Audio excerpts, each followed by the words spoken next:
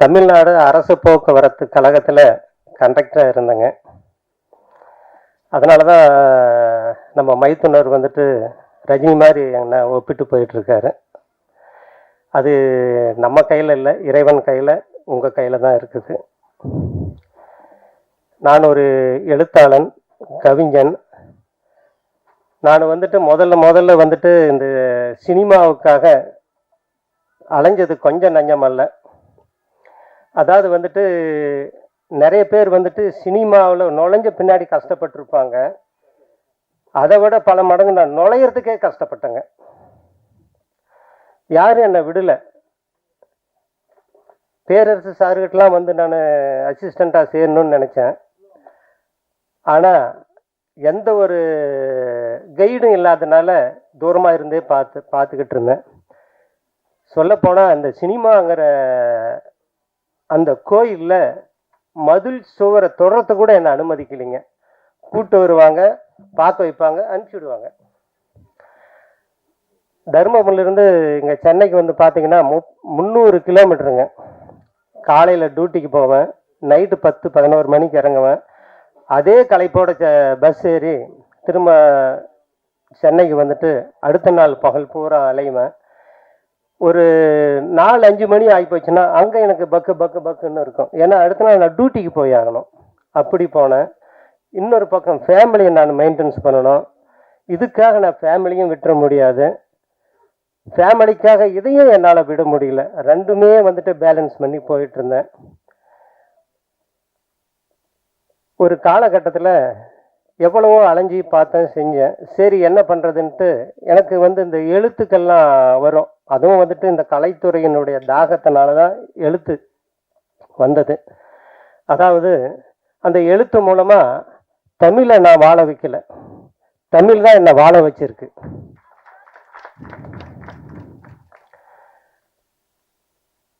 ஒரு காலகட்டத்தில் தமிழ்நாடு, கர்நாடகா இங்கே இருக்கிற தமிழ் சங்கங்கள்ல இருந்து எனக்கு வந்துட்டு ஒரு கவிதை ஒன்று எழுதி அனுப்புங்க, நாங்கள் வந்துட்டு வருஷம் கவிதை தொகுப்பு போடுறோம் அப்படின்னு சொல்லி கேட்டாங்க. நான் எல்லா தமிழ் சங்கங்களுக்கும் கவிதை எழுதி அனுப்புவேன். அவங்க விரும்பி போட்டாங்க, பிரசுரமாச்சு. கவிதை தொகுப்பு, அதாவது தமிழ்நாட்டில் இருக்கிற எல்லா கவிஞர்களுக்கிட்டையும் அவங்க கேட்பாங்க.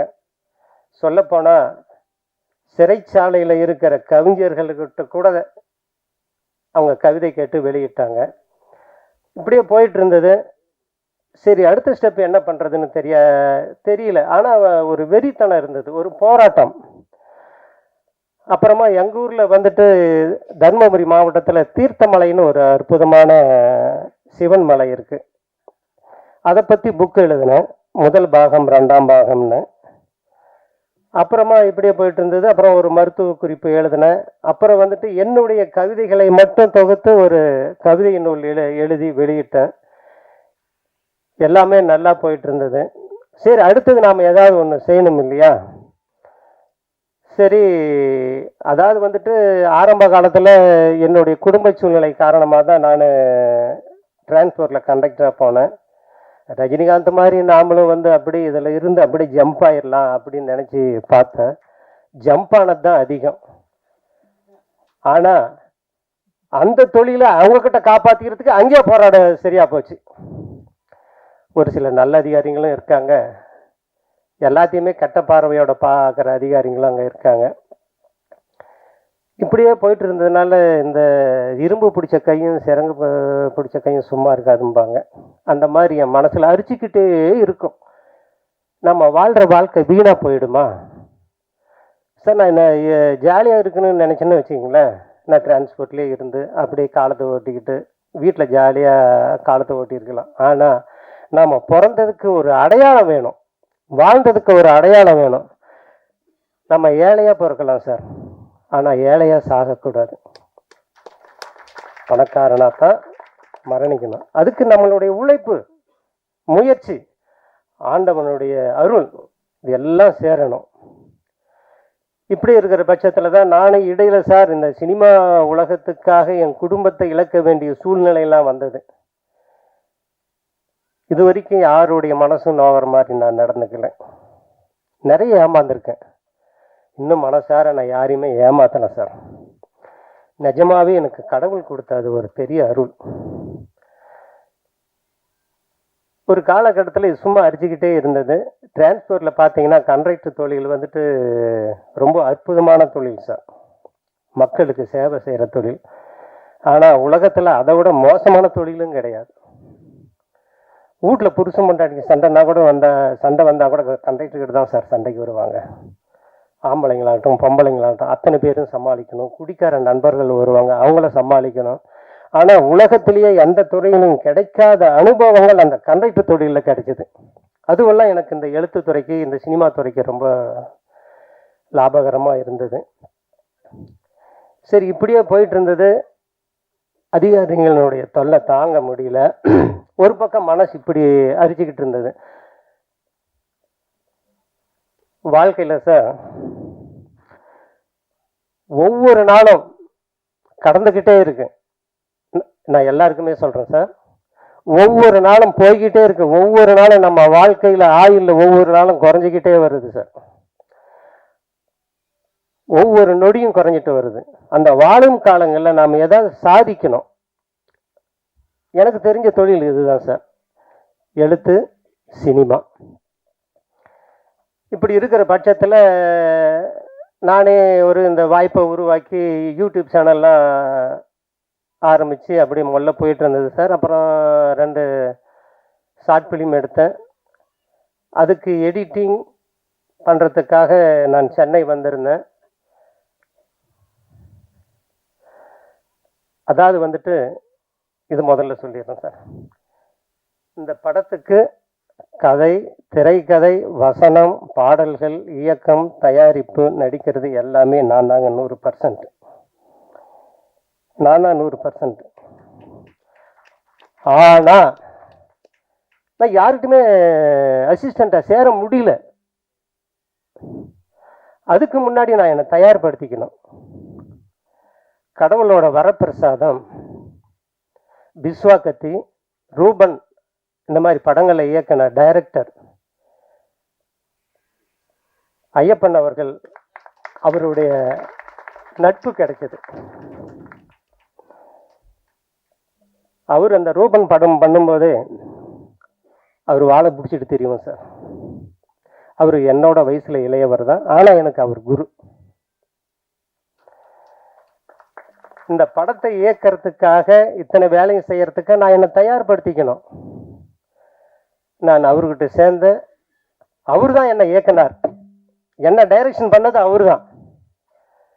அவர் என்ன டைரக்ஷன் பண்ணதுனால தான் நான் இந்த படத்தை எல்லா பொறுப்பையும் எடுத்து செஞ்சேன். வாழ்க்கையில் என்னன்னைக்கும் அவரை என்னால் மறக்க முடியாது. அவருடைய நட்பு, உறவு கடைசி வரைக்கும் இருக்கணும்னு நான் ரொம்ப விரும்புகிறேன். அப்புறமா அவரை பக்கபலமாக வச்சுக்கிட்டு தான் சார் இந்த படத்தை முழுசாக நான் பண்ணேன். அப்புறம் அந்த திருக்கோவிலூரில் ஒரு தமிழ் சங்கத்தில் இருந்த அந்த கதையை ஒன்று கேட்டாங்கன்னு சொன்னேன் இல்லைங்களா. அதாவது வந்துட்டு உங்கள் கவிதையெல்லாம் நல்லா இருக்கு, எனக்கும் ஒரு சிறுகதையை அனுப்புங்க. நாங்கள் கவிதை அதிகமாக வெளியிடுறதில்ல, கதைகளை மட்டும் வெளியிடுறோன்னு சொன்னாங்க. நான் ஒரு கவிதை அனுப்பிச்சேன், அவங்களுக்கு எல்லாத்துக்குமே பிடிச்சி அப்புறம் அதில் பிரசுரம் பண்ணாங்க.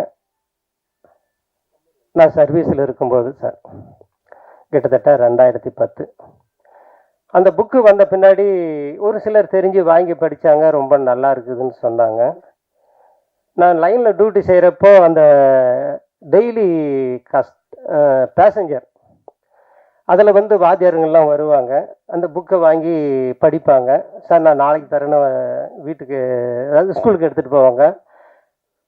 இந்த கதையை அந்த ஸ்கூலோட ஸ்டூடெண்ட்ஸுங்களுக்கு, மாணவிங்களுக்கு பாடமாக நடத்திட்டு இது மாதிரி எத்தனையோ ஸ்கூலுக்கு அந்த புக்கு போயிட்டு வந்தது சார். அப்புறமா கடைசி கட்டத்தில் இது படமாக எடுத்தால் நல்லா இருக்குன்னு சொன்னாங்க.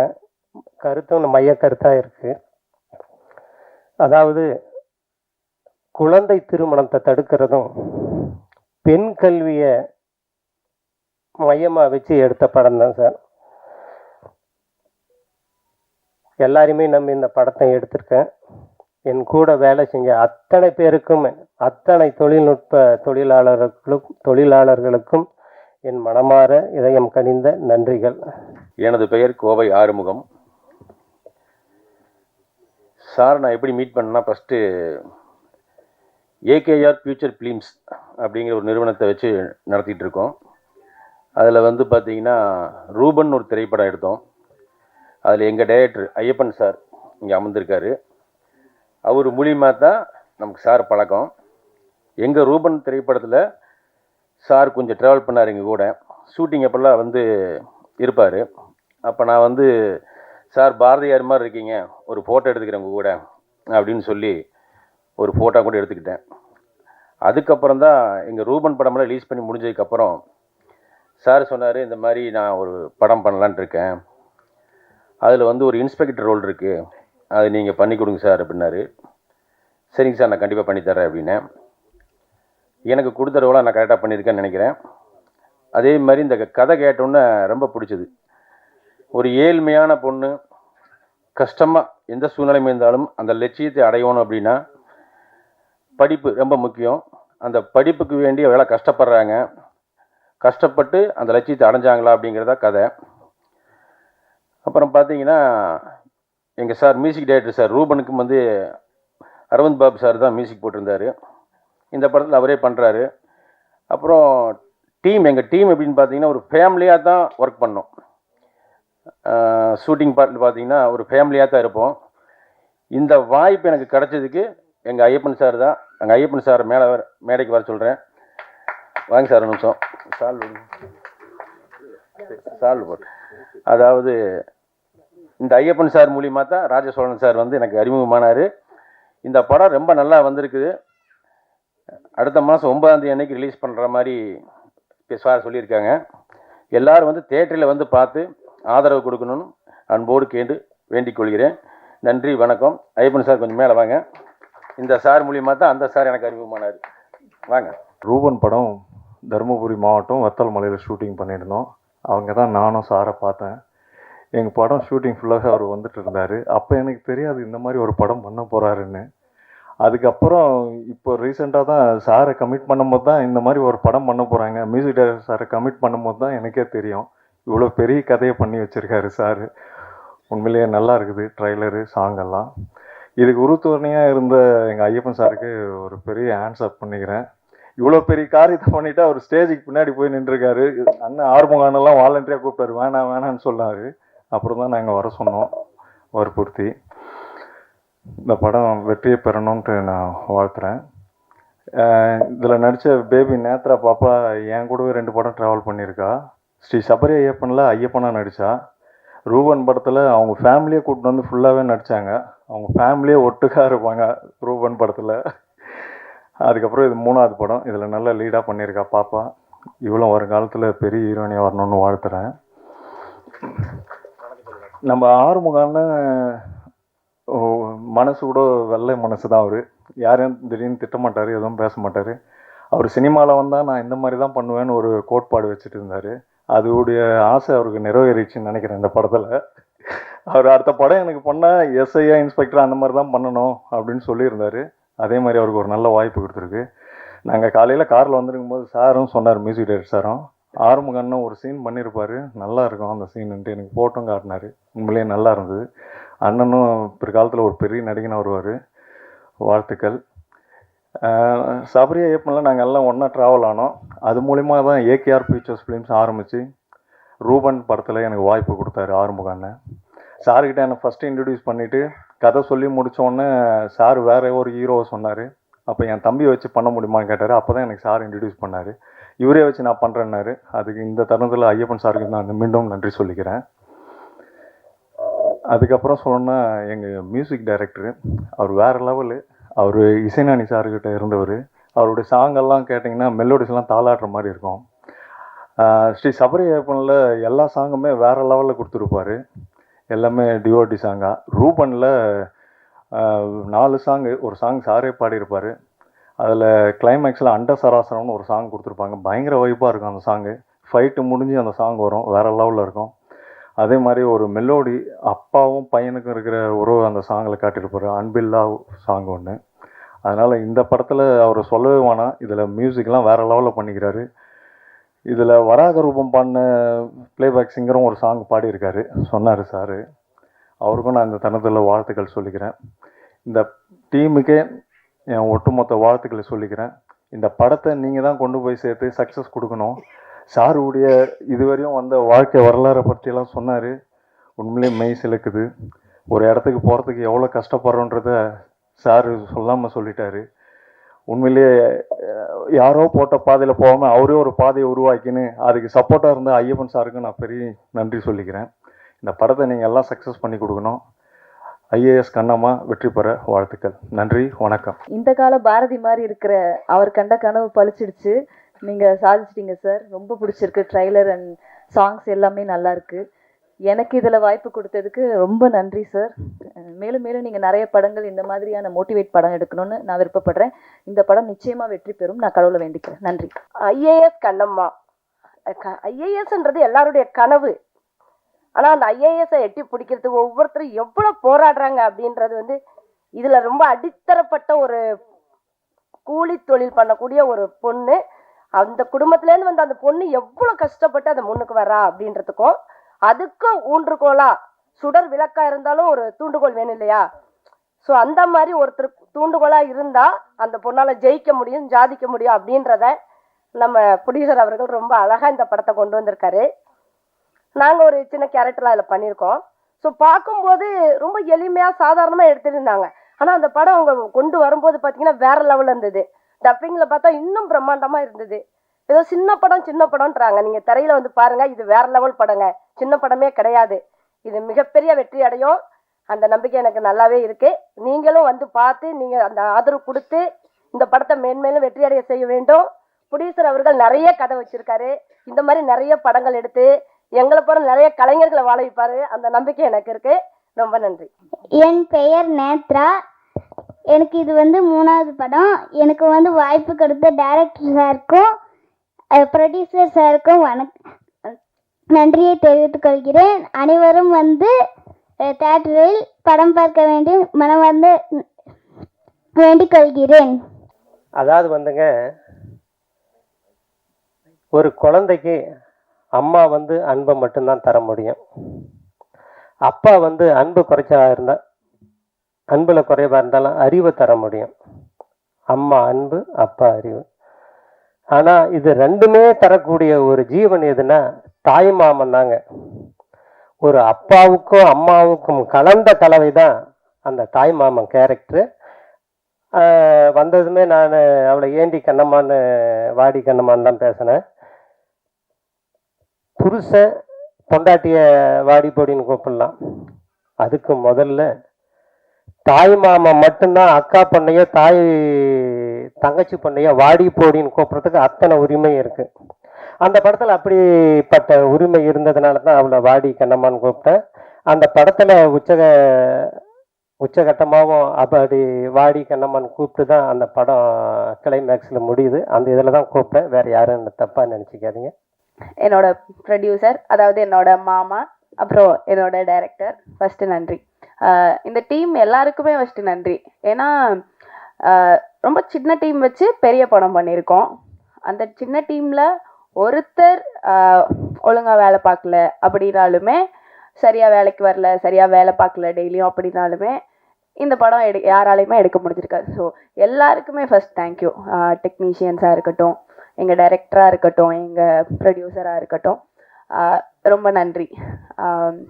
கண்டிப்பாக படம் பாருங்கள், எல்லாருக்கும் பிடிக்கும்னு நம்புகிறேன். So thank you.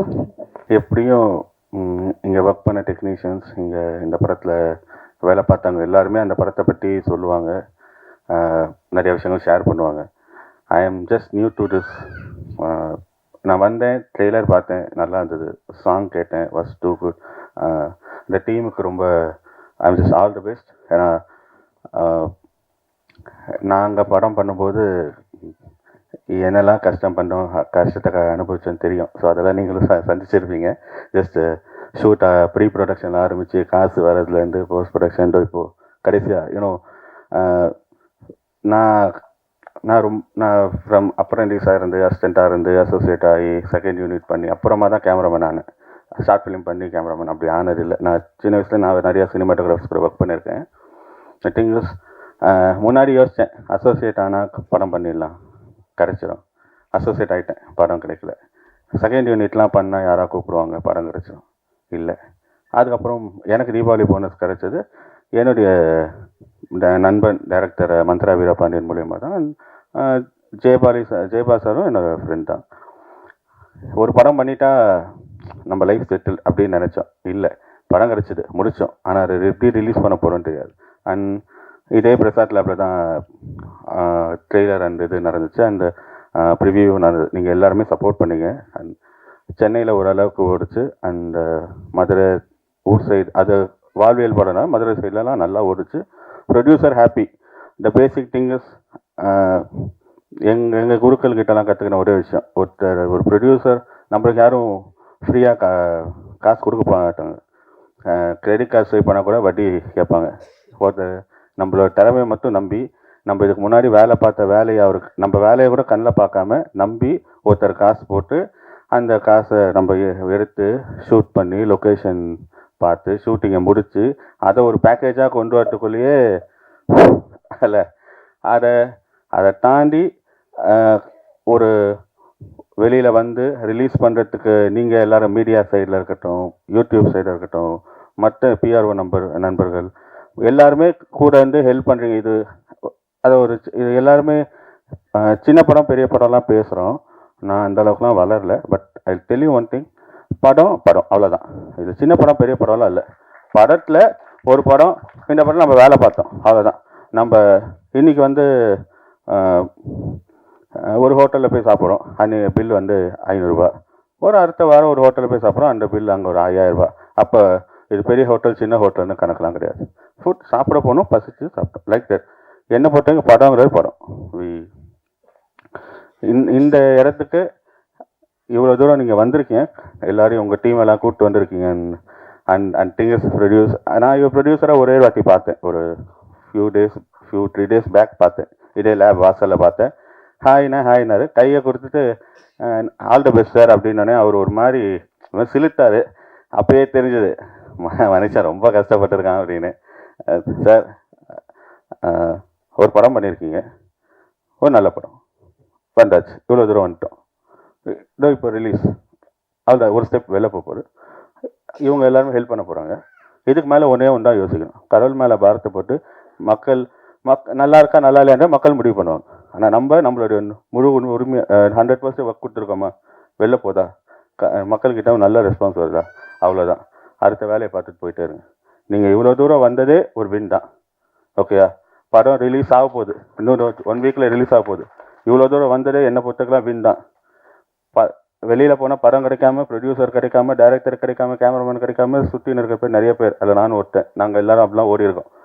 இப்போது நான் அரைக்குறையாக சினிமாவை கற்றுக்கிட்டு இருக்கும்போது, இப்போயும் ஒன்றும் முழுசுலாம் இல்லை அப்படின்னு சொல்கிறேன். அப்படிலாம் சுற்றி இந்த காலத்துலேருந்தோ. ஸோ நல்ல இடத்துல இருக்கீங்க, வந்திருக்கீங்க. All the best for your team. நல்லா ஒர்க் பண்ணியிருக்கீங்க. படம் வரட்டும், மக்கள் நல்ல ரிவ்யூஸ் கொடுப்பாங்க. அண்ட் மீடியா பீப்புள்ஸ் இருக்காங்க, யூடியூப் நண்பர்கள் இருக்காங்க, இவங்க எல்லாரும் கண்டிப்பாக ஹெல்ப் பண்ணுவாங்க சார். சரியா? நம்பி பண்ணுங்கள். Thank you so much and thank you. IAS Kannamma ஓட்டுநர்லேருந்து இயக்குனர் ஆகியிருக்கிறாரு. இந்த ஓட்டுநர் இயக்குனர் அப்படிங்கிறதுக்கு நம்ம எல்லாரும் எழுதுகிறோம். நடத்துனர்லேருந்து இயக்குனர் ஆகியிருக்காரு. இந்த வந்து இந்த போடுவாங்க, நம்பிக்கைக்கு வர அதை தான் போடணும். ஆக்சுவலாக நம்ம எல்லோரும் 2 சொல்லி போட்டுக்கிட்டு இருக்கோம். ஏன் அப்படின்னா, ஒருத்தரை ஆளுமை செய்து ஒரு படைப்பை வெளியில் கொண்டு வரவங்க இயக்குனர்.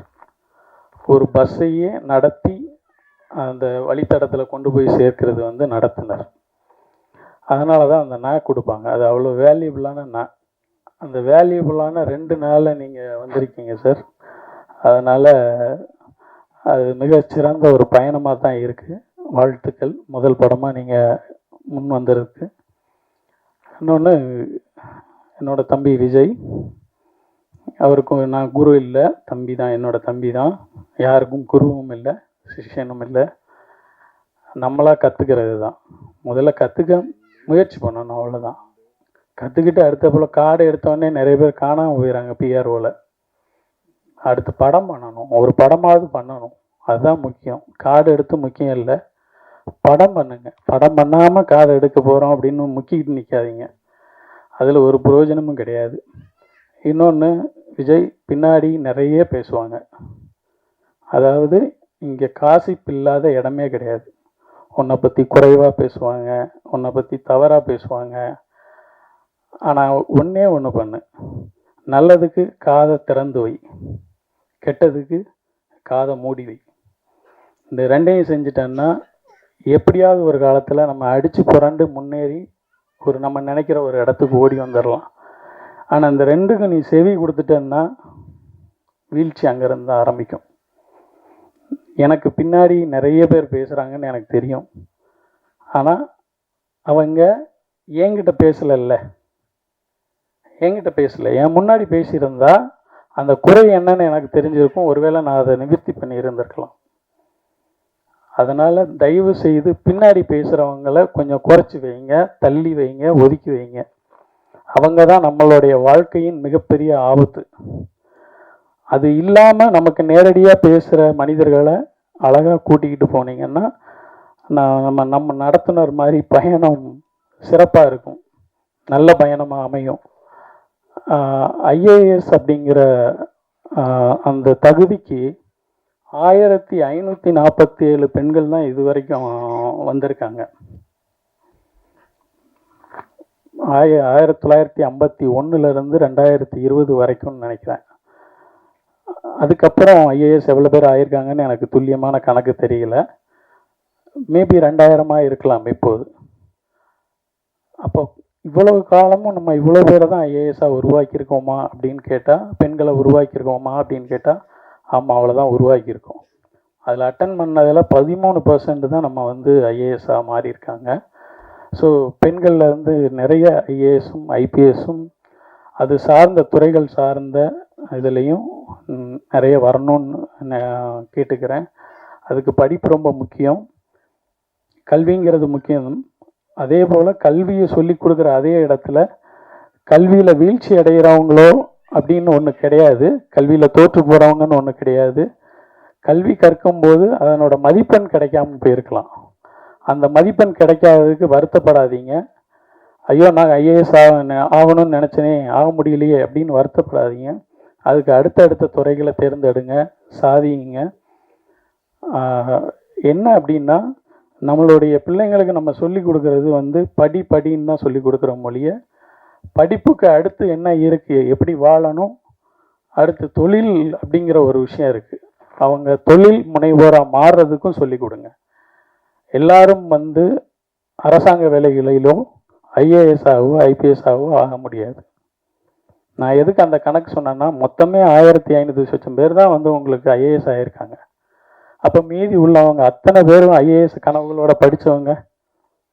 ஸோ அவங்களுக்கு அடுத்து தொழில் அப்படிங்கிற ஒரு கான்செப்டுக்கு அவங்கள கொண்டு போகணும். நம்ம பெற்றோர்கள் அதை சொல்லி வளர்க்கணும்.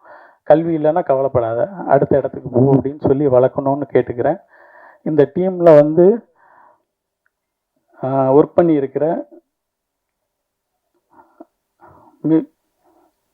டிஓபி கேசவன் அவர்களுக்கு, மியூசிக் டைரக்டர் அரவிந்த் பாபு அவர்களுக்கு, எடிட்டர் ராம்நாத் அவர்களுக்கு, ஆர்ட் டைரக்டர் பழனிவேல் அவர்களுக்கு, ஸ்டண்ட் கபிலன் அவர்களுக்கு, டான்ஸ் கோரியோகிராஃபி நிரோஷன் அவர்களுக்கு, மேனேஜர் SM முருகேசன் அவர்களுக்கு,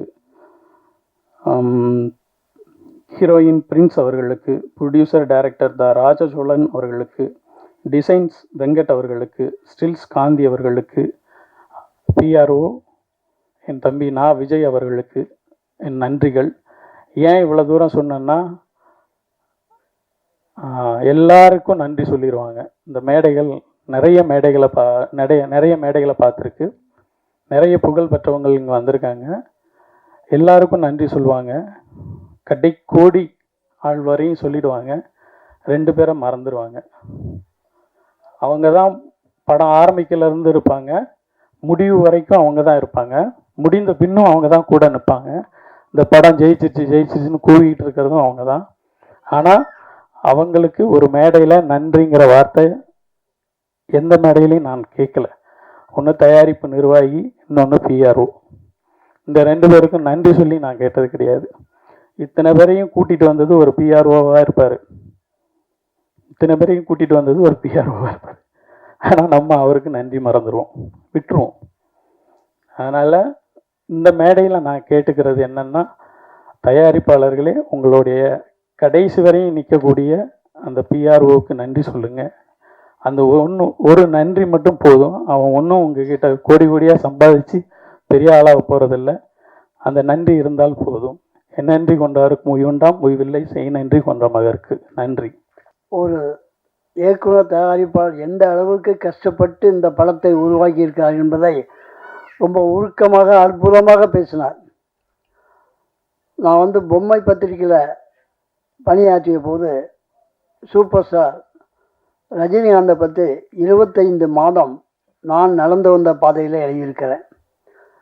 அவர் கண்டக்டர் வேலை பார்த்துட்டு வீட்டுக்கு திரும்பும்போது பார்த்தா போகிற பாதையில் ஒரு நாடக ரிஹர்சல் நடந்தது. அந்த ரிஹர்சலை பார்த்து தான் அவரும் நடிகர் ஆகணும்னு அவர் எண்ணினார். அதே முயற்சி எடுத்து அவர் இந்த அளவுக்கு சூப்பர் ஸ்டார் ஆகியிருக்கார். அதேபடி நமது நண்பர் அவர் இயக்குனர் தயாரிப்பாளர் அவர் கண்டக்டராக பணிபுரிந்திருக்கிறார். எந்த அளவுக்கு கஷ்டப்பட்டிருக்கார். திரையுலகத்தில் கஷ்டப்பட்டு வந்தவங்க தான் சூப்பர் லெவலில் வந்திருக்காங்க. அந்த லெவலில் நிச்சயமாக இந்த படத்தினுடைய ட்ரெய்லரு பாடல்கள் எல்லாம் நாம் பார்த்தோம். ரொம்ப பிரமாதமாக பண்ணியிருக்காங்க. இந்த கடின உழைப்பே அவரை மேன்மேலும் இந்த படத்தை வெற்றி பெற செய்யும் என்பதை நான் வணங்கும் ஐயப்பனை வேண்டி விடைபெறுகிறேன். எல்லாருக்கும் மாலை வணக்கங்கள். நான் விஜய் சொன்ன மாதிரி அஃப்கோர்ஸ் ஜான் சார் எப்போவுமே நமக்கு தெரியும், எல்லாம் புது புது டேலண்ட்ஸை ப்ரமோட் பண்ணுவாங்க. நானே நிறைய வாட்டி பார்த்துருக்கேன். அவங்களோட ஸ்டூடெண்ட்ஸ், அவங்க அசிஸ்டன்ட்ஸ் பயங்கரமாக இப்போது கலக்கிட்டு இருக்காங்க இண்டஸ்ட்ரியில். இந்த படத்தில் நம்ம ராஜசோழன் சார் ரொம்ப பிரமாதமாக 3 விஷயம் பேசியிருக்காங்க. கல்வி பற்றி ரொம்ப இம்பார்ட்டண்ட்டாக பேசியிருக்காங்க. ட்ரக்ஸ், இப்போ இருக்கிற யங் ஜென்ரேஷனோட மைண்ட் எப்படி கரெக்ட் பண்ணுறாங்க ட்ரக் வச்சுட்டு. அண்ட் 3வது விஷயம் உமனை எம்பவர் பண்ணுறதுக்காக அவங்க பண்ணியிருக்காங்க. இப்போது நம்மளோட நாடே ரொம்ப பவர்ஃபுல் ஆக்குறதுக்காக உமன் எவ்வளோ இம்பார்ட்டன்ட்னு நமக்கு தெரியும். ஆனால் விமன் எஜுகேஷன் பற்றி பேச போனோன்னா இன்னமும் இந்தியாவில் பார்த்தீங்கன்னா ஒன்லி ப்ரைமரி எஜுகேஷன் வரைக்கும் சில ஸ்டேட்ஸில் நீங்கள் பார்த்தீங்கன்னா even secondary education like primary education up to 5th standard, secondary education up to 10th standard வரைக்கும் இருக்குது. ஆனால் உங்கள் எல்லாருக்குமே தெரிஞ்ச ஒரு விஷயம் என்னென்னா 10வது படிச்சுட்டு எந்த ஆர்கனைசேஷன் அவங்களுக்கு வேலைக்கு வைப்பாங்க. ஸோ என்னோட வேண்டுகோள் என்னன்னா, ப்ளீஸ் காலேஜ் வரைக்குமே ஃப்ரீ எஜுகேஷன் கொடுங்க. அப்போ தான் நம்மளோட உமன் இன்னமும், ஏன்னா அவங்களோட ஒரு பையன் இல்லை பொண்ணுன்னா அஃப்கோர்ஸ் பையனை தான் அவங்க படிக்க வைப்பாங்க, பொண்ணை அவங்க கல்யாணம் பண்ணி கொடுத்துடுவாங்க. ஏன்னா அந்த ஒரு இப்போ இந்தியாவில் இருக்கிற எஜுகேஷனோட செலவு அவ்வளோ அதிகமாக இருக்குது. அப்படி பண்ணிங்கன்னா இன்னும் நிறைய பெண்கள் படிக்க வருவாங்க. அண்ட் உமனோட நீங்கள் எஜுகேஷன் பார்த்தீங்கன்னா இப்போவும் அந்த பெஹல்காம் அட்டாக் கூட நடந்துட்டு இருக்கிற விஷயங்கள் அந்த டெரரிசம் ஆர்கனைசேஷனில் நீங்கள் பார்த்தீங்கன்னா எல்லாம் அங்கே இருக்கிற பிகர் லீடர்ஸ் படிச்சிருப்பாங்க. ஆனால் படிக்காத பீப்புள் தான் இது போயிட்டு அஸ் அ ஹியூமன் பாமா அப்படியெல்லாம் அவங்களோட மைண்ட் கரெக்ட் பண்ணிவிட்டு, எஜுகேஷன் இருந்தால் அவங்க மைண்ட் செட் இப்படி மாறாது. எஜுகேஷன் இருந்ததுன்னா இன்னமும் காஷ்மீர் டெவலப் ஆகிருக்கும். ஸோ எஜுகேஷன் ரொம்ப ரொம்ப இம்பார்ட்டன்ட். இன்னமும் சில இந்தியாவில் சில இடத்துலையும் இன்னும் வேர்ல்டோட சில இடத்துல டெரரிஸ்ட் ஃபர்ஸ்ட் அட்டாக் பண்ணுற இடமே ஸ்கூல்ஸ் அதுதான் இருக்குது. அதோட எக்ஸாம்பிள் மலாலா யூசுப் ஜாய் அவங்கள நான் எஜுகேஷன் எடுப்பேன்னு சொல்கிற இடத்துல போயிட்டு அவங்கள சுட்டிருக்காங்க. அவங்கள மட்டும் எஜுகேட் பண்ணாமல் இன்னும் நிறைய லேடிஸை எஜுகேட் பண்ண ட்ரை பண்ணாங்க. அவங்கள சுட்டாங்க. ஸோ இன்னமும் அவங்க எஜுகேஷன் ஒரு ஸ்ட்ரகிளாக இருக்குது. இப்போ இன்றைக்கி நமக்கு எஜுகேஷன் ரொம்ப சாதாரணமாக கிடைக்குது. நம்ம நினைக்கிறோம் ஓகே நான் எதுக்கு இன்றைக்கி ஸ்கூல் போனோம், இன்றைக்கி கட் அடிச்சிடலாம். ஆனால் இன்னமும் நிறைய பெண்கள் வந்து ஸ்ட்ரகிள் பண்ணுறாங்க. ஒரு நாளாவது எங்களுக்கு கல்வி கிடைக்குமான்னு சொல்லிட்டு அவங்களோட வாழ்க்கையை வந்து ரொம்ப டார்க்னஸாக இருக்குது. செகண்ட் விஷயம் வந்து இந்த படத்தில் பேசின விஷயம் வந்து ட்ரக் அப்யூஸ் பற்றி. ஒரு நாடு வந்து நீங்கள் அழிக்கணும்னா அதோட யூத்தை நீங்கள் அழிச்சிங்கனாலே போதும். நீங்கள் வர ஜென்ரேஷனும் திருப்பி வரவே முடியாது. அது வந்து நீங்கள் அணுகுண்டு போட்டுட்டு இல்லை இது எல்லாம் பண்ணிட்டு இல்லை. நம்மளோட யங்ஸ்டர்ஸ் பார்த்தீங்கன்னா அவங்களுக்குள்ள அவ்வளோ திறமை இருக்குது. ஆனால் அந்த திறமைக்கு ஒரு திசை இல்லை. நம்ம எப்படி போகணும், நம்ம ஏஞ்சா சரி நம்ம இது பண்ணலாம், பொழுதுபோக்குக்கு இது பண்ணலாம் எல்லாமே நினச்சிட்டு இருக்காங்க. ஆனால் அவங்களுக்கு கரெக்டான ஒரு பாதை இல்லை. என்கிட்ட திறமை இருக்குது, இந்த திறமையை நான் எங்கே காட்டணும், என்கிட்ட இந்த திறமை இருக்குது, நான் எப்படி எடுத்து போகணும். அதனால தான் அந்த எம்டி மைண்டு வந்து டெவில்ஸ் ஹவுஸ்ன்னு சொல்லுவாங்க.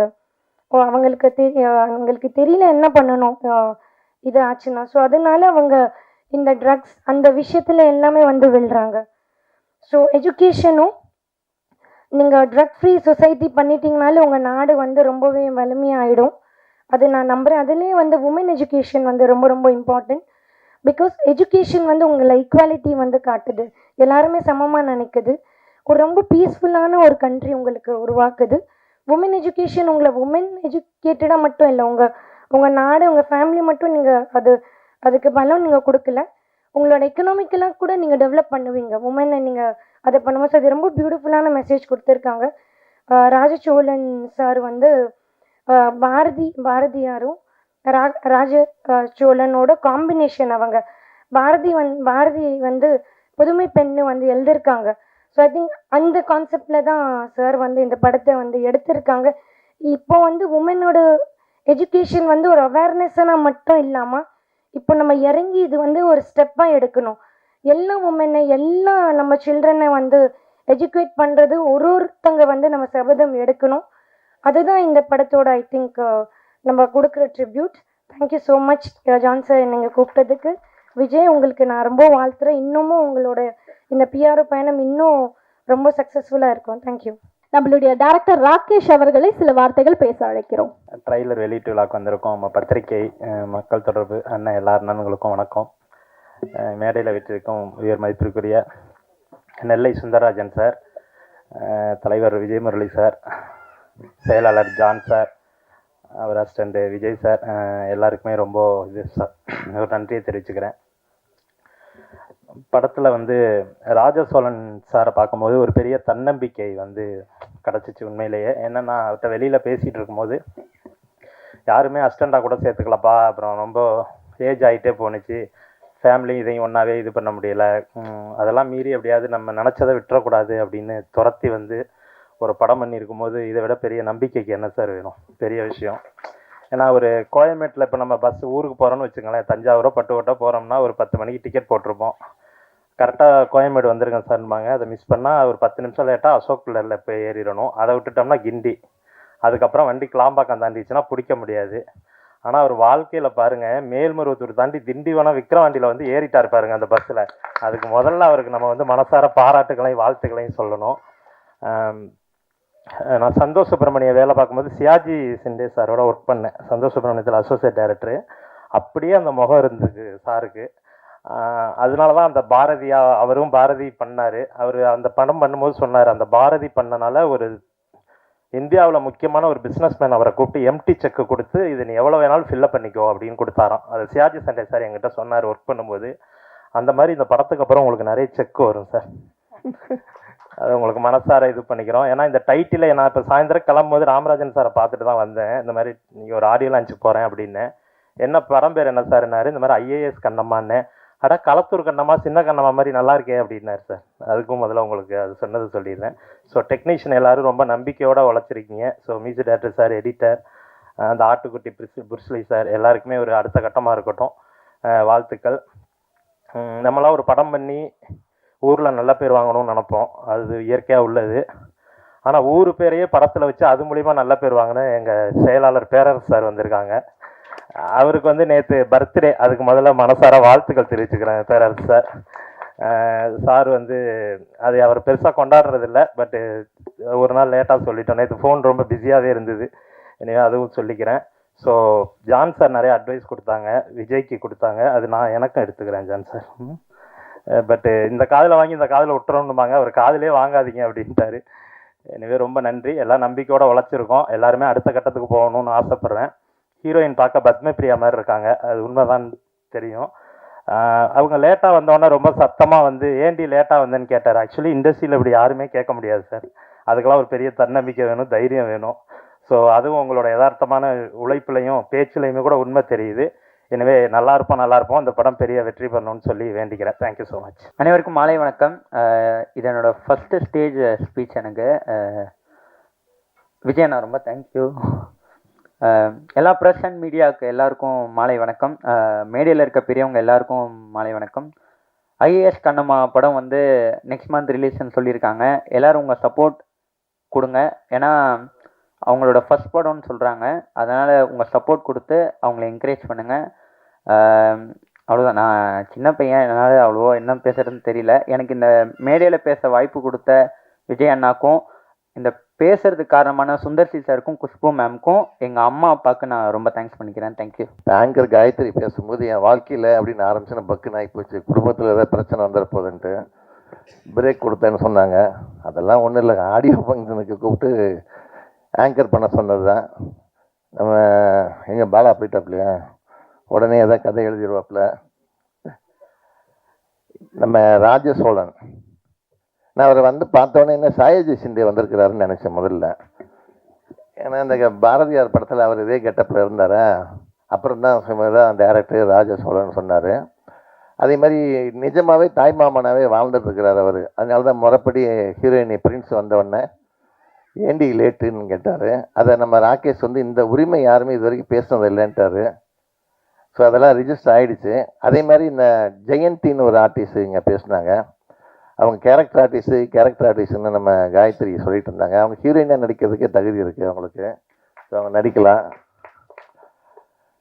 அதே மாதிரி இந்த ஹீரோயினி பிரின்ஸு வந்து நம்ம சீனில் பார்க்கும்போது அந்த கேரக்டர் நல்லா வேறு மிஸ்டர் ஐயப்பன் நினைக்கிறேன், ஐயப்பனும் நம்ம டைரக்டர் ராஜசோழனும் நல்ல வேலை வாங்கியிருக்காங்க.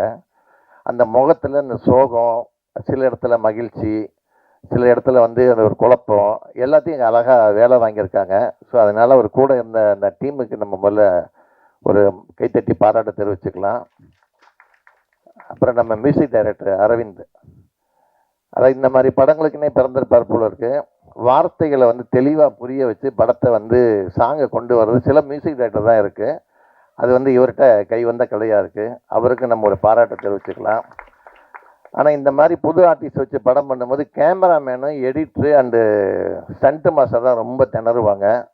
என்ன எக்ஸ்பீரியன்ஸான ஆர்டிஸ்ட் இருந்தாங்கன்னா அவங்களுக்கு அந்த பிரச்சனை கிடையாது. இவங்க அந்த புதுமுகத்தை வச்சு வேலை வாங்கும்போது ஒரு அழகாக நேர்த்தியாக வேலை வாங்குறது இந்த மாதிரி சில குறிப்பிட்ட டெக்னீஷியனால தான் முடியும். அவங்களுக்கும் நம்ம பாராட்ட தெரிவிச்சுக்கலாம்.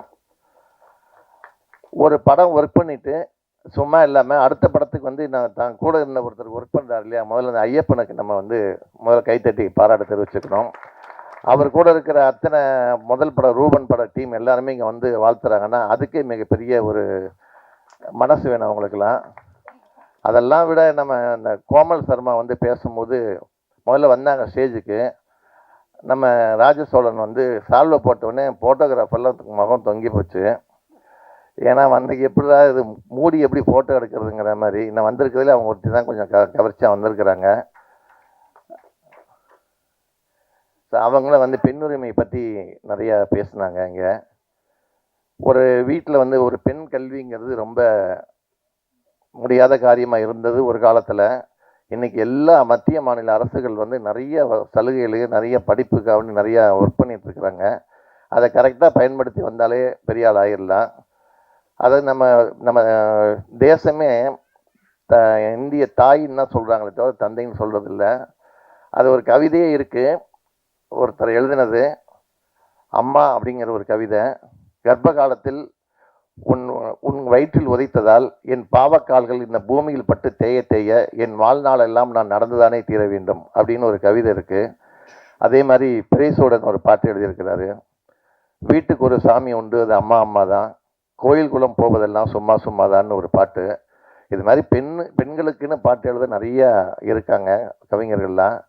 ஆனால் அதை மதிக்கணுங்கிறது தான் நம்ம எல்லாருக்கிட்டே இருக்க ஒரு பண்பாக இருக்கணுங்கிறது தான் அந்த கோமல் சர்மா வந்து பேசிட்டு போயிருக்காங்க.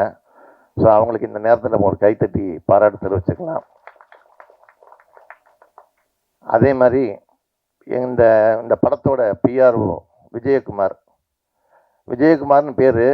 ஆனால் எல்லாருமே கூப்பிடும்போது நான் விஜய்னு சொல்லணுங்கிறதுக்காண்டி நான் விஜய்னு மாற்றிக்கிட்டார் அவர். ஸோ அவருக்கு வந்து முதல் பட சான்ஸ் கொடுத்த இந்த டைரக்டர் கம் ப்ரொடியூசர், அதாவது அவரே கதை, திரைக்கதை, வசனம், பாடல்கள்லாம் எழுதி தயாரித்து நடிச்சிருக்கிறார் இல்லையா, அவருக்கு எங்கள் தென்னிந்திய திரைப்பட பத்திரிகை தொடர்பாளர் யூனியன் சார்பில் நன்றியும் பாராட்டுகளையும் தெரிவிச்சுக்கிறோம். அதே மாதிரி இங்கே அழகாக தொகுத்து வழங்கின காயத்ரி அவர்களுக்கு, பேரரசார் அவர்களுக்கு சால்வை அணிக்குமாறு கேட்டுக்கொள்கிறேன். ஏன்னா இப்போயே அவருக்கு ரசிகர் மன்றம் அதிகமாக இருக்குது. ஸோ ராஜசோழன் அவர்களுக்கு எங்கள் பிஆர்ஓ யூனியன் செயலாளர் ஜான் அவர்கள் வந்து சால்வை அணிக்குமாறு கேட்டுக்கொள்கிறேன். பிஆர்ஓக்கள் எல்லாம் அனைவரும் மேடைக்கு வருமாறு கேட்டுக்கொள்கிறேன். ஏன்னா ஒரு பிஆர்ஓக்கு ஒரு சான்ஸ் கொடுத்துருக்கிறாரு. மறுபடியும் உங்கள்கிட்ட கேட்டுக்கிறதெல்லாம் இந்த படத்தை ஓட வைங்க. ஒவ்வொரு பிஆரும் இதை வந்து ஒரு வேலை மெனக்கெட்டு எடுத்து எல்லார்கிட்டையும் நீங்கள் சொல்லணுங்கிறது தான். உங்கள் எல்லாரையும் ஸ்டேஜில் ஏற்றி உங்களை ரெக்கார்ட் பண்ணிட்டோம், ஃபோட்டோவை போட்டு.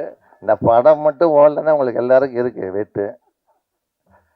ஸோ இந்த நம்ம இவர் ராஜசோழன் வந்து அந்த கேரக்டராகவே வாழ்ந்துட்டு இருக்கிறாருன்னு நினைக்கிறேன். இன்னமும் அதே மாதிரி தான் இருக்கிறார், முகபாவத்தை வச்சுக்கிட்டு. ஏன்னா அவரை பார்த்தேன், அப்படி நடந்தது, உட்கார்ந்தது, பேசுனது எல்லாமே அப்படி இருக்குது. பரவாயில்ல, அவரோட தைரியத்தை பாராட்டணும் நம்ம. எப்படி ஒரு ராஜகிரண் வந்து தனியாக எடுத்து இறங்கி ஒரு பெரிய லெவலில் வந்தாரோ, அது மாதிரி துணிஞ்சு இறங்கியிருக்கிற இந்த ஹீரோ கிட்டையும் போய் அவரே நடிச்சிருக்கிறாரு. இதெல்லாம் ஒரு பெரிய விஷயம். இந்த படத்தில் நடிக்காதவங்க வந்து படத்துக்காண்டி வந்து பாராட்டுறாங்க பாருங்கள், அவங்களுக்கு ரொம்ப பெருசு மனசு. அதனால் இந்த ரிஷியை நம்ம பாராட்டணும். இப்போ அந்த கேங்கர்ஸ் படத்தில் வந்து நல்ல மெயின் கேரக்டர். நம்ம பத்திரிக்கையாளர்கள் படம் பார்த்துருப்பாங்க, தெரியும். படம் பார்க்கலன்னா இங்கே வந்தவங்களாம் அந்த படத்தை போய் பாருங்கள். சரியான கேரக்டர், ஆனால் அழகாக நடிச்சிருக்காப்புல. சுந்தர்சி வந்து உண்மையில் நல்ல வேலை வாங்கியிருக்கிறாரு. ஹீரோயினி கூட வந்து போட்டி போட்டுட்டு நல்லா பண்ணியிருக்கிறாரு. மிகப்பெரிய எதிர்காலம் இருக்குது அந்த பையனுக்கு, நல்லா வருவாப்புல. ஸோ அவருக்கு நம்ம பாராட்டு தெரிவிச்சுக்கலாம். ஒரு சின்ன குட்டி கதையை மட்டும் சொல்லிட்டு நான் விடைபெறுறேன். ஐஏஎஸ் கண்ணம்மா மிகப்பெரிய வெற்றி அடையணும், வெற்றி பெறணும், எல்லாம் வல்ல இறைவன் அதுக்கு துணை புரியணும். ஒரு கோர்ட்டு சீனு, கோர்ட்டில் வந்து ஆர்குமெண்ட் நடந்துகிட்ருக்கு, ஒரு விவாகரத்து கேஸு. புருஷன் பொண்டாட்டி, ஒரே ஒரு குழந்தை அவங்களுக்கு. இப்போ எல்லாமே கவுன்சிலிங் கொடுத்தாச்சு, செஞ்சாச்சு, எல்லாம் முடிச்சாச்சு. ஆனால் தீர்ப்பு சொல்லணும். குழந்தை என்கிட்ட தான் இருக்குன்னு புருஷனும் சொல்கிறேன், ஒய்ஃபும் என்கிட்ட தான் இருக்குன்னு சொல்கிறேன். ஆனால் இருக்கிறது ஒரு குழந்தை. ஜட்ஜி வேறு வழியில் தீர்ப்பே சொல்லி ஆகணும். ஒரு நாள் தீர்ப்புக்கான நேரத்தை குறிச்சிட்டாரு. ஸோ இந்த காரணியங்கள்லாம் சொன்னார். எதுக்காண்டி என்ன, வாழ்க்கையெல்லாம் என்ன, வாழ்வியல் என்ன, சமூகம்னா என்ன, எல்லாம் சொல்லிவிட்டு ஆகவே அப்படிங்கிற சினிமா பாணியில். அப்போ கூண்டில் இருந்த அந்த புருஷங்காரன் சொல்கிறான், ஐயா அப்படிங்கிறான். என்னன்னு கேட்குறாரு. ஐயா, நீங்கள் தீர்ப்பு சொல்கிறதுக்கு முன்னாடி ஒரே ஒரு கேள்வி கேட்டுக்கிறேன், அந்த கேள்விக்கு நீங்கள் பதில் சொல்லிவிட்டு நீங்கள் தீர்ப்பு சொல்லுங்கிறான். உடனே பேனாவை மடித்து வச்சுட்டு கேளுப்பா அப்படிங்கிறாரு. அவன் கேட்குறான், ஐயா, ஏடிஎம் மிஷினுக்கு நான் போகிறேன், என் கார்டு எடுத்து உள்ளே சொருகுவேன், சொருகிட்டு நம்பர் போடுவேன், பணம் வரும், பணத்தை நான் எடுத்துக்குவேன், என் கார்டை எடுத்துக்குவேன், இந்த பணம் எனக்கு சொந்தமா ஏடிஎம் மிஷினுக்கு சொந்தமா, இதுக்கு பதில் சொல்லுங்கிறான். ஜட்ஜு மயக்க முட்டுறாரு. வரேன். கண்ணம்மா படம் மூலியமா பிஆர்ஓவா அறிமுகமாகிற நான் விஜய் அவர்கள் சில வார்த்தைகள் பேச அழைக்கிறோம். இது முதல் மேடையினால இதை கொஞ்சம் பயன்படுத்திக்கிறேன். ஸோ இந்த இடத்துக்கு வர்றதுக்கு வந்து பார்த்திங்கன்னா 15 வருஷம் வந்து கஷ்டப்பட்டிருக்கேன். ஸோ அதனால தான் வந்து பேசிக்கலாம் அப்படின்ட்டு. ஆமாம், 2013 வந்து பார்த்திங்கன்னா நம்ம பிரசாத் லெவலில் கால் எடுத்து வச்சேன். அப்போ வந்து பார்த்திங்கன்னா இந்த மாதிரி சேரில் எதுவுமே இருக்காது, வெறும் பிளாஸ்டிக் சேர் மட்டும்தான் இருக்கும். ஸோ அப்போது வந்து நம்ம படம் பார்த்துட்டு ரிவ்யூ பண்ணுறது, முதல்ல வந்து பார்த்திங்கன்னா இந்த நேரத்தில் வந்து மாதா, பிதா, குரு, தெய்வம் எல்லாருக்கும் வந்து பார்த்திங்கன்னா நன்றி சொல்லணும். என்னை ஈன்றெடுத்த தாய் தந்தையருக்கும், என் குரு, நான் ஸ்கூலில் படிக்கும்போது 7th வந்து பார்த்திங்கன்னா டான்ஸ் ப்ரோக்ராம் நடக்கும்.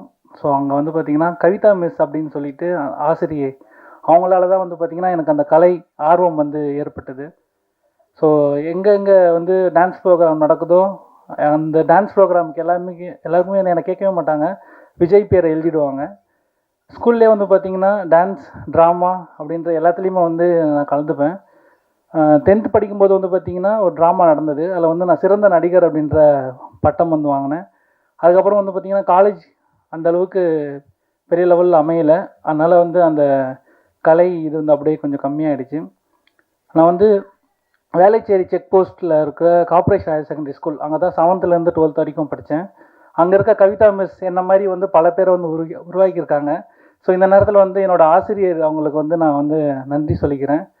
அதுக்கப்புறம் வந்து நான் வந்து பிகாம் எஸ்ஐவிடி காலேஜ் கௌரிவாக்கத்தில் இருக்குது, அங்கே தான் வந்து படித்தேன். அங்கேயும் வந்து பார்த்திங்கன்னா கல்ச்சுரல்ஸ் முழு நேரமாக வந்து பார்த்திங்கன்னா கல்ச்சுரல்ஸில் தான் வந்து இருப்பேன். படிப்பில் வந்து அந்த அளவுக்கு கொஞ்சம் ஆர்வம் கம்மி தான். அதனால தான் வந்து பார்த்திங்கன்னா இந்த மாதிரி ஒரு ஸ்டேஜ் எனக்கு கிடச்சிருக்கு. நான் முதலாக வந்து பார்த்திங்கன்னா படங்கள் பார்த்துட்டு ரிவ்யூ பண்ணுறதுன்னு தான் நான் வந்து வாழ்க்கையை தொடங்கினேன். அதுக்கப்புறம் தான் வந்து பார்த்திங்கன்னா படிப்படியாக எப்படி முன்னேறலாம் அப்படின்னு எந்த வழியில் போகிறதுனே தெரியாமல் இருக்கும்போது தான் அண்ணன் ஜானன் அவருடைய அறிமுகம் கிடைச்சிது. உதவியாளராக பணியாற்றினேன். அண்ணன் வழிகாட்டலில் தான் இன்று நான் சுரேஷ் அவர்கள் அறிமுகப்படுத்தியதால் தான் ஜானன் என்னை வந்து சேர்த்துக்கொண்டார். ஸோ அண்ணனோட வழிகாட்டல் தான் இன்றைக்கி வந்து இந்த மேடைக்கு நான் ஏறியிருக்கேன். இன்னும் நிறையா மேடைகள் ஏறணும் அப்படின்ற ஒரு கனவோடும் ஆசையோடும் வந்து காத்துக்கிட்டு இருக்கேன். நான் வந்து என்ன பண்ணுறேன், காலைல வீட்டிலேருந்து கிளம்புனா நைட்டு தான் போவேன்.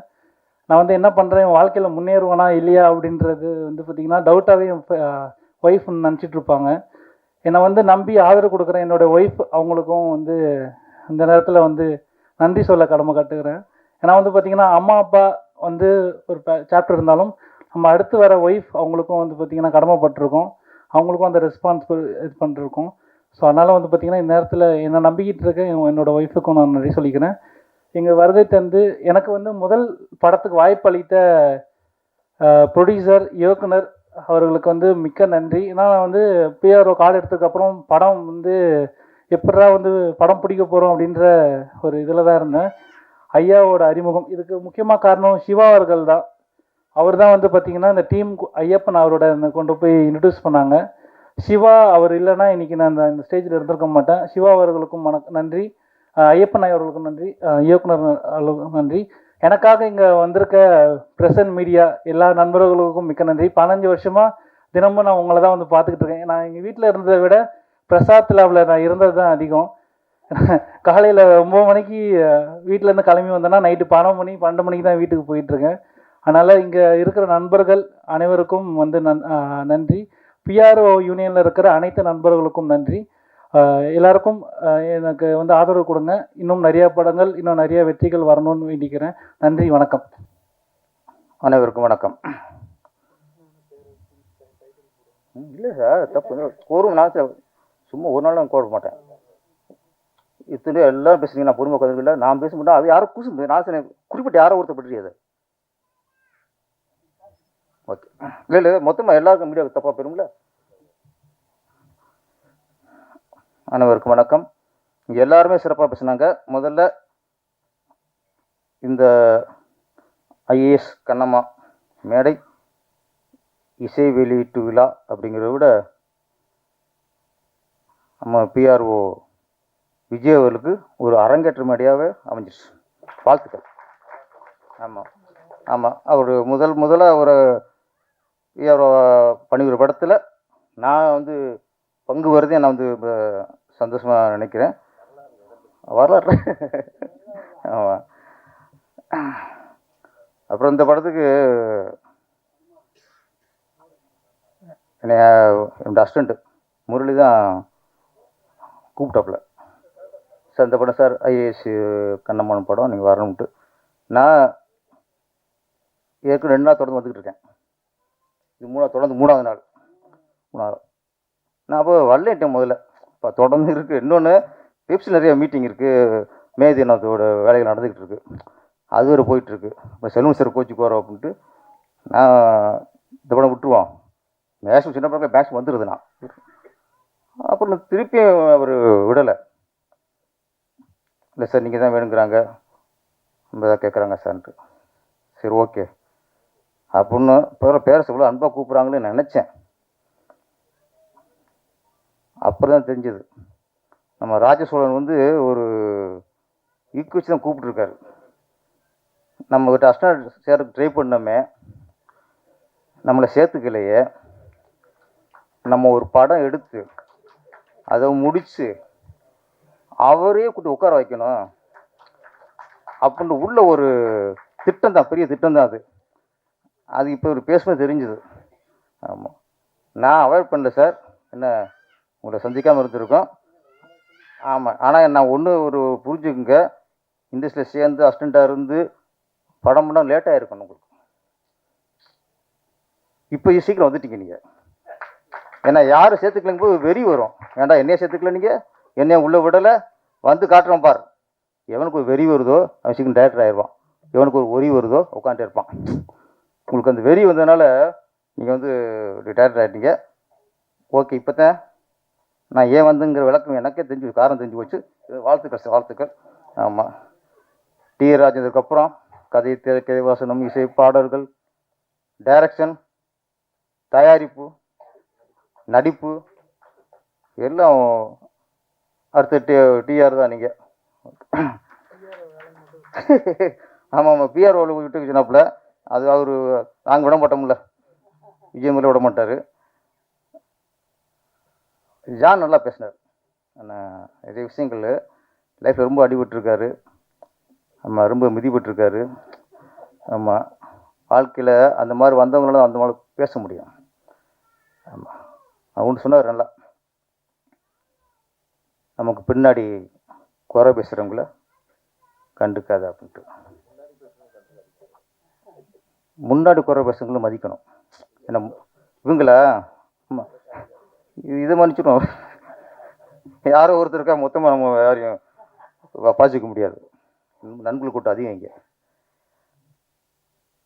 அதே மாதிரி எப்படி பின்னாடி யார் குறை சொல்கிறாங்களோ அதை எப்படி மைண்ட் ஏற்றக்கூடாதோ, அதே மாதிரி நம்ம முன்னாடி நம்ம பூந்து திள்ளுறாங்கல்ல, அதை மைண்டில் ஏற்றவே கூடாது. பின்னாடி குறை சொல்ல விட மோசம் யாருன்னா நம்ம புகழ்ந்து ஏற்றி விட்டுருவோம். நம்ம உண்மையை நம்புன்னு வச்சுக்கல, முடிச்சு லைஃப். ஆமாம், புகழ்றதே நாளைக்கு நம்ம காலம் வருவான். அதனால் எங்கே அதிகம் புகழ்றானோ அதை இவன் புகழ்றது கரெக்டாக அப்படின்னு நம்ம யோசிக்கணும். கரெக்டாக தான், ஓகே பரவாயில்ல. இவன் நம்ம தகுதிக்கு மீறி புகழ்றானோ, நம்மளை வேற எங்கேயோ தூக்கி வைக்கிறானோ அப்படிங்கும்போது அப்போ அவன்கிட்ட உஷாராகணும். ஒருத்தன் இடம் வருது அங்கே தான். நம்மளை எவன் நம்ம தகுதிக்கு மீறி பேசுகிறாங்களோ அவங்கள கொஞ்சம் விலகி இருக்கணும். அவங்கள விலக்கி வைக்க வேணாம், நம்ம விலகி இருக்கணும். அதான் ஜான் சார் சொன்ன நல்ல நிறைய விஷயங்கள சொன்னார். எனக்கே ஆமாம்ல அப்படின்னு தோணுச்சு. அப்புறம் விஜயமுறை சார் இல்லைக்கா, அது குட்டி கதை இல்லை, குட்டிங்க கதை. எங்கிட்ட தான் யோசிக்க வரும். நாங்கள் படத்துக்கு ரூம் போட்டு யோசிக்க கூட இவ்வளோ தாட்டு வர மாட்டேங்குது. கோர்ட்டில் போய் ஜட்ஜியே முடக்கிற அளவுக்கு ஒரு விஷயத்தை வைக்கிறாரு. நிறைய சமாச்சாரம் அவர்கிட்ட இருக்கு. அது புரியலையா? நான் சொல்கிறேன், இது நல்லவங்களுக்கு புரியாது. ஒழுங்காக வாழ்கிறாங்கல்ல அவங்களுக்குலாம் புரியாது. ஆமாம், அது கொஞ்சம் இந்த பெண் பித்தர் இருப்பாங்களே அவங்களுக்கு அவங்க தான் கதையை உருவாக்குவாங்க, அவங்களுக்கு புரியுது. ஆமாம், அதே மாதிரி அவர் விஜயமுரளி சார் தூப்பால் ஏதோ கூப்பிட்டாங்கிட்ட வீட்டில் தப்பாக நினச்சிட போகிறாங்க, நல்ல வேலை அப்போ மாட்டார். அங்கே தப்பாக நினச்சிருக்க மாட்டாங்க. நீங்கள் ஜெயந்தி மேடத்தை நீங்கள் கதாநாயகி நடிக்கணும் சுட்டிக்குதுல, அந்த வீடியோ பார்ப்பாங்க, அங்கேயும் தப்பாக நினைப்பாங்க. நான் ஒவ்வொருத்தரும் பேசும்போது நான் பக்கத்தில் நான் பேர் கேட்டுக்கிறேன், அவங்க பேர் என்ன அவங்க பேர் என்னன்ட்டு. ஆனால் அப்படி மனப்படம் வச்சுருக்காரு சார். ஜெயந்திங்கிறாரு, காயத்ரிங்கிறாரு, கோமல் சர்மாங்கிறாரு. என்ன ஜெயந்தி சத்தியம் கட் பண்ணி கடைசி அவர் ஜெயந்தின்னு ஃபிக்ஸ் பண்ணியிருக்காரு. ஜெயந்தி தான், அதுதான். அப்போ இங்கே மற்ற ஆம்பளை பிள்ளை பேருங்க தெரியாது, கேமராமேன் பேருங்க தெரியாது, எடிட்டர் பேர் பேருங்க தெரியாது, இங்கே இருக்க பொம்பளைங்க பேர் மட்டும் தெரியும். ஆமாம், அப்புறம் குட்டி கதை வராது. நான் சரி சீக்கிரமே அவர் கவிதை போட்டிருக்காருல்ல, நீங்கள் சீக்கிரம் குட்டிங்க கதைக்கிட்ட ஒரு புக்கை போடுங்க சார், நாங்கள் படித்தது தெளிவாகிக்கிறோம். ஐஏஎஸ் கண்ணம்மா. கண்ணம்மாங்கிறதே தமிழ்நாட்டில் ஒரு வீரியமான பெயர். கண்ணம்மா அது வந்து பாரதியார் அவர் ஒரு கனவு புதுமை பெண். அது அந்த பெண்ணுக்கு உருவம் இல்லை. அவர் ஒரு கண்ணம்மான்னு ஒரு கற்பனை பெண்ணு தான் அது. அவருடைய கற்பனைக்கு தான் அந்த கண்ணம்மாங்கிற பெயருக்கு உருவம் இல்லையே தவிர அந்த கற்பனை கண்ணம்மாவுக்கு தமிழ்நாட்டில் நிறைய பேர் உருவம் கொடுத்துருக்காங்க. யாரெல்லாம் டாக்டர் ஆனாங்களோ அவங்கெல்லாம் கண்ணம்மா தான். யாரெல்லாம் ஐஏஎஸ் ஆனாங்களோ அவங்கெல்லாம் கண்ணம்மா தான். யாரெல்லாம் போலீஸ் அதிகாரி ஆனாங்களோ அவங்கெல்லாம் கண்ணம்மா தான். யாரெல்லாம் ஒரு எழுத்தாளர் ஆனாங்களோ அவங்கெல்லாம் கண்ணம்மா தான். இங்கே முன்னேறின எல்லா பெண்களுமே கண்ணம்மா தான். இந்த ஐஏஎஸ் கண்ணம்மா, அதுவும் பாரதியாரின் கண்ணம்மா தான். நம்ம நாட்டில் வீரமங்கை வேலுநாச்சியார், முதல் தற்கொலைப்படை குயிலி, அஞ்சலி அம்மா, இப்படி நிறைய பேர்கள் அப்போவே முன்னாடியே ஆரம்பிச்சிருக்காங்க. கண்ணம்மாக்கள் 1000 கண்ணம்மாக்கள் உருவாச்சு. சொன்னாங்களே லிஸ்ட்டு போட்டார்ல, ஐஏஎஸில் 2000 கண்ணம்மா, டாக்டரில் 5000 கண்ணம்மாவுக்கு மேலே நிறையா இருக்கும். நிறைய கண்ணம்மாக்கள் நம்ம உருவாக்கிட்டோம். ஒன்றும் நம்ம வந்து நம்ம பெண்கள் முன்னேறலன்ட்டு நம்ம வந்து நம்ம கவலைப்படக்கூடாது. நிறைய முன்னேறிட்டோம். நான் காலேஜில் படிக்கும்போது மொத்தம் 25 பேர் கிளாஸில், 20 பேர் பசங்க இருப்பாங்க, 5 பேர் தான் பொண்ணு இருக்கும். ஆரம்பிச்சிட்டாங்க, பிரச்சனை ஆரம்பிச்சிச்சு வீட்டில். எங்கே யார்கிட்ட இங்கே நான் பேசுனது அங்கே கேட்டுருச்சு. என்ன போங்க வீட்டில் இருக்கு, இன்னைக்கு கச்சேரி இருக்கு. அப்போ 5 பெண்கள் தான் இருப்பாங்க, நாங்கள் 20 பசங்க. நம்ம யாராவது லவ் பண்ணலாம் அப்படின்னு போகல, அவன் ஃபிக்ஸ் பண்ணிக்குவான், இது ஏன் ஆளு. ஒரு பொண்ணு 4 5 பேர் ஃபிக்ஸ் பண்ணிக்குவாங்க. நமக்கு ஒன்றுமே இருக்காது. நான் என் ஃப்ரெண்டு அழிஞ்சுட்டான், அவன் ஃப்ரெண்டு அழிஞ்சுட்டான். அப்போல்லாம் 5 பேர் தான் பெண்கள் வருவாங்க காலேஜில், 25 பேரில். இன்னைக்கு ஆண்களை விட பெண்கள் அதிகம் காலேஜில் படிக்கிறாங்க. பெண் முன்னேறி இருக்காங்கல்ல, எங்கள் கண்ணம்மாக்கள் முன்னேறி இருக்காங்கல்ல. அதனால இன்னொன்று, இன்னைக்கு பேசுனா அந்த அம்மா கோமல் சர்மாவா, கோமல் சர்மா தானே கூட கேட்குறேன். ஆமாம், கோமல் சர்மா தெளிவாக பேசுனாங்க, ரொம்ப நல்லா பேசுனாங்க. ஆமாம், சூப்பர், நல்லா பேசுனீங்கம்மா. Okay, super. நான் ஒரு பெண் பேசும்போது தான் நம்ம இது அவங்களுக்கு புரியும். அவங்க படிப்பு மட்டும் இல்லை, இன்றைக்கி நாடு அது நாசமாக போயிட்டுருக்கு. இன்றைக்கி குட்டியில் அடிமையாயிட்டாங்க, ட்ரக்ஸு. நல்லா சொன்னாங்க, ஒரு நாட்டை அழிக்கணும்னா அந்த இளைய தலைமுறை அழித்தா போதும். இளைய தலைமுறை எப்படி அழிக்கணும்? சுட்டுக் கொள்ளணுமா, குத்தி கொள்ளணுமா? அவங்கள்ட்ட மது பழக்கத்துக்கும் கஞ்சா பழக்கத்துக்கும் அடிமையாக்கினாலே போதும், நாடு குடிச்சிடாய் போச்சு. இன்னைக்கு நிறைய அது ஆயிட்டு இருக்கு. நம்ம விழித்து கொள்ள வேண்டும். கண்ணம்மாக்கள்ங்கிறது இன்னைக்கு நான் சொல்கிறேன், படித்து வேலைக்கு போகிற பெண்கள் இல்லை, இன்னைக்கு கண்ணம்மாக்கள் ஒவ்வொரு தாயும் கண்ணம்மாவாக இருக்கணும். பிள்ளையை பெற்ற ஒவ்வொரு தாயும் கண்ணம்மா இருக்கணும். நம்ம வந்து அரசாங்கத்தை குறை சொல்கிறது, அவங்கள குறை சொல்கிறது, அதெல்லாம் இல்லை. நம்ம பிள்ளைல நம்ம கரெக்டாக வளர்க்கணும். இன்னைக்கு பெத்த பிள்ளைல யார் கரெக்டாக ஒழுங்காக சுய ஒழுக்கத்தோடு வளர்க்குறாங்களோ அந்த ஒவ்வொரு தாயும் இன்னைக்கு கண்ணம்மா. ஒரு ஆணுக்கு வந்து பெண்ணின் அருமை சொல்லிக் கொடுங்க. பெண்ணுன்னா யாரு, பெண்ணின் சிறப்பு என்ன, பெண்ணின் பெருமை என்ன. இந்தியாவிலேயே நம்ம உலகத்திலே இந்தியா தானே பெண்ணின் பெருமை பேசுகிற நாடு. இந்தியாவிலேயே தமிழ்நாடு தானே பெண்ணின் பெருமை பேசுகிற நாடு. அந்த பெருமையை எங்கே யார் சொல்லிக் கொடுக்குறீங்க? பிளேஸ்குள்ளே போட்டு அது தவக்குற நேரத்துலேயே பிளேஸ்குள்ளே போட்டு நாசம் ஆக்கிறாதீங்க, கூட வச்சுங்க. அதே மாதிரியா பெண்களுக்கும் சொல்லிக் கொடுங்க. பெண் பெண் எப்படி இருக்கணும், ஆணோட பெருமை சொல்லுங்க, ஒரு அப்பனோட பெருமை சொல்லுங்க. அப்போ எந்த அளவுக்கு கஷ்டப்படுறான் அப்படின்னு நீங்கள் பெண்களுக்கு சொல்லிக் கொடுக்கணும். உங்கள் அப்பா கூட குப்பை விட்டுக்கிறது பெரிய விஷயம். உங்கள் அப்பா கூட வேறு எவனும் இந்த குடும்பம் நடத்தவே முடியாது, இப்படி சொல்லவே கூடாது. என்னை தவிர உங்கள் அப்பாட்டெல்லாம் யார் குடும்பம் நடத்துவா? நிறைய பெண்கள் தன் புருஷனை குறை சொல்லியே பெண்கள்கிட்ட குழந்தைகள் வளர்க்குறாங்க. எப்படி அப்பனை மதிக்கும்? அதே மாதிரி அப்பாக்கள் குழந்தைகளிடம் அம்மா மட்டம் தட்டுறது, அம்மா சமைக்க தெரில, அதுக்கு தெரில, இது தெரில. கணவன் மனைவி வந்து குழந்தைகள்கிட்ட வந்து உங்களை கூட குறை சொல்லி பண்ணிங்கன்னா யாரும் மதிக்கும்? அது அம்மாவை மதிக்காது, அப்பாவை மதிக்காது, கட்டு குடிச்சிடப்போம். அப்போ குழந்தை வந்து அம்மாவை மதிக்கணும்னு அப்பவே சொல்லணும், அப்பாவை மதிக்கணும்னு அம்மா சொல்லணும். நீங்கள் இந்த மதிப்பையும் மரியாதையும் வளர்த்தா தான் அது நாளைக்கு சமூகத்தில் நல்ல குழந்தைய வளரும். ஆட்கள் மாறி மாறி போடும்போது அதுக்கு வெறுத்து போவோம் முதல்ல. அதனால் இன்னைக்கு நம்ம அரசாங்கம் சரியில்லை, ஆசிரியர் சரியில்லை, அதெல்லாம் இல்லை சார். பேரண்ட்ஸ் கரெக்டாக இருந்தால், பேரண்ட்ஸ் ரொம்ப அக்கறையோட குழந்தைய வளர்த்தா குழந்தைகள் நல்லா வளரும். நம்ம வந்து ஸ்கூலுக்கு அனுப்பிட்டா போதும், ஸ்கூலுக்கு ஃபீஸ் கட்டினா போதும், சோத்தை போட்டால் போதும். இப்போ அதுவும் போகிறதில்ல, ஆர்டர் பண்ணிடுறது, வந்து இறங்கிடுது, சமைச்சும் போகிறதில்ல. இப்போ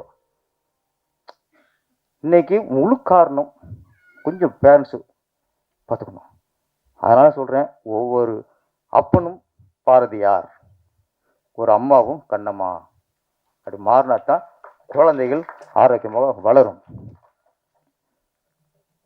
அவர் ஃபஸ்ட்டு படம் பண்ணியிருக்கலாம், அவர் பார்க்கும்போதே பாரதியார் மாதிரி இருக்குது. அப்போ எந்த அளவுக்கு அவர் அதில் ஊறி போயிருக்காரு. பாரதியாரோட அந்த எண்ணத்துலேயும் பாரதியாரோட அந்த கருத்துலேயும் அவர் அதிலே ஊறி போனதுனால தான் அவரே தன்னை பாரதியார் நினச்சிருக்காரு. அவர் தான் பாரதியார் நினச்சி தான் வந்து உட்காந்துருக்காரு. அதனால கண்ணம்மான்னு பேர் வைக்கிறாரு. முதல் படத்தில் நல்ல கருத்து சொல்லியிருக்கீங்க, பெண் கல்வி வேண்டும், கஞ்சாவுக்கு எதிராகவும் சொல்லியிருக்கீங்க, வாழ்த்துக்கள் சார். அது மாதிரி இந்த படத்தில் கண்ணம்மா பண்ண விஜயமன் சார், உங்கள் பேர் என்ன சொல்லுங்க? பென்சி என்ன? ஃப்ரெண்ட்ஸி நல்லா பண்ணியிருந்தாங்க.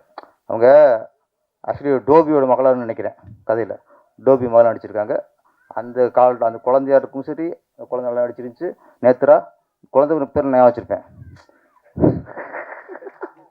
அந்த பெரிய அந்த வந்து அதெல்லாம் அது அவர் டிபார்ட்மெண்ட்டு. நேத்ரா நல்லா இருந்துச்சு. ஆமாம்,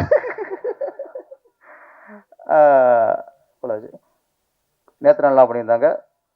ஃப்ரெண்ட்ஸ் வந்து அந்த ஒவ்வொரு அதனால சொன்னாங்க, யார் சொன்னாங்க, ஒவ்வொரு காலகட்டத்துலையும் அது தகுந்த மாதிரி நடிப்பு. அந்த டோபியாக இருக்கும்போது அப்போ ஒரு நடிப்பு. அப்புறம் அந்த அந்த சுடிதாரம் போட்டு வருவாங்க, அந்த கம்பீரம் வந்துச்சு, அங்கே கம்பீரம், அந்த லுக் அப்படி இருந்துச்சு. கரெக்டாக அந்த கண்ணம்மாங்கிற அந்த கேரக்டரை உணர்றதில்ல, கண்ணம்மான்னு தன்னை நினச்சாலும் நடிப்பு வரும் சார். நடிச்சிட்டிங்க, சூப்பர். அதுக்கப்புறம் அப்பா ஆட்டுக்குட்டி ஏதோ ஒன்று புருஷன் புருன்னு வைங்க, இல்லை ஆட்டுக்குட்டின்னு வைங்க. ஆட்டுக்குட்டிக்கும் புருஷனுக்கும் எங்கே சம்மந்தம் இருக்கா?